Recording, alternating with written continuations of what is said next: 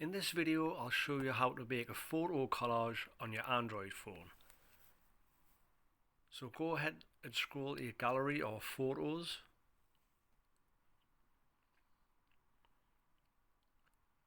Find the photos that you want to use. In order to select them, if you press and hold on one of them, you can then select multiple ones.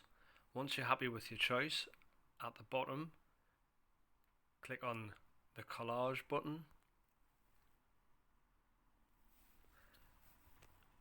It'll automatically preload them into a template, but you can change your template by scrolling along the bottom and selecting different ones.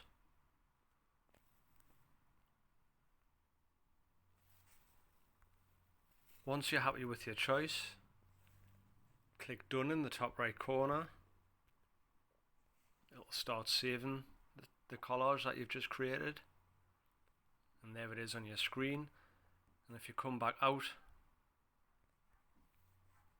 of your photos, at the very bottom, the last one, most recent one, will be your newly created collage.